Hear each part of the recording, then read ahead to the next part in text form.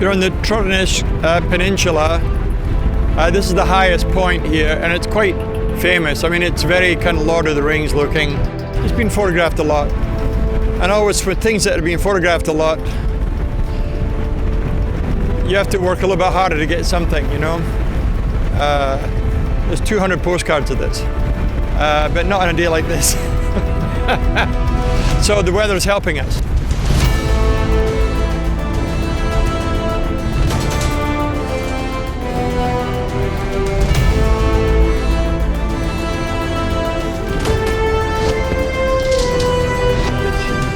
It's about 90. Okay. It could be 75. The 55 is too wide. They always say, why do you have two assistants? Somebody asked that. I said, well, one falls off the mountain, I've got a spare. That's it. Now I'm usually traveling with a team of 3 or 4 people. It gets quite expensive to do a trip like this. You can end up spending $35,000, $45,000, $55,000 very easily. But if I'm going to do a trip like this, I'll do it properly. I'm not going to walk around with an iPhone and do it. I'm going to walk around with a serious piece of equipment. We've got connection here. I heard a beep. Yep, I'm in.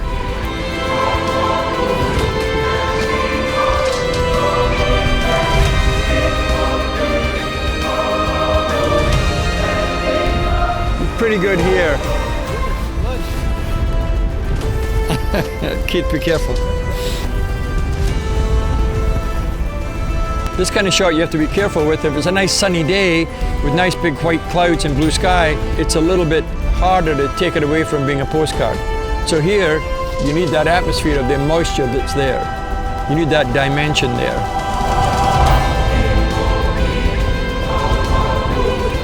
If I was coming here 25, 30 years ago, I'd run around snapping everything. I mean, now I don't do that. I probably in the region of 5 shots a day, which can still be a lot.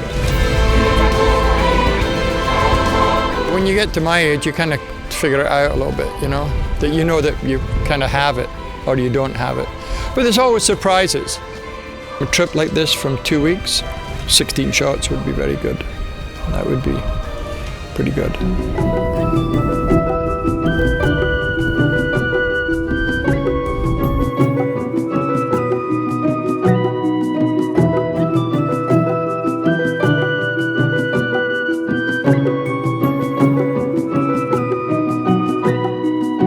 This is definitely for me a black and white shot. So rather than desaturating it, the achromatic back is the right thing to do, I think. I always had a philosophy about black and white, that a black and white shot wasn't just that you changed the film, but very often there was a vast change in the lighting, especially in studio where you do black and white lighting to color lighting. You should be thinking black and white, you should be thinking color. But I'm going to do the color as a reference to what the color is, in case I can work with the computer later and add that color.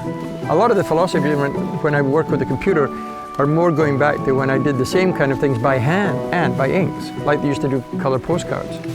I'm not going to shoot the whole thing.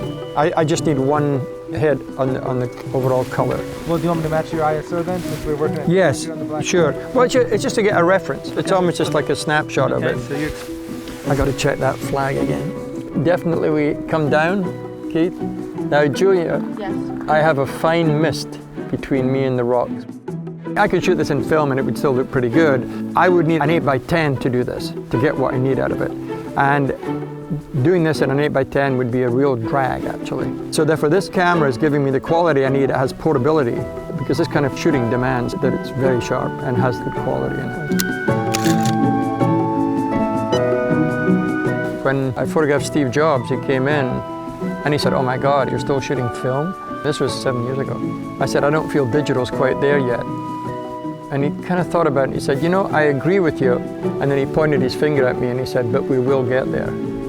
You know, he said, "We're going to get there." And I said, "Oh, I'm sure." No question at all about that. I mean, here it is, you know.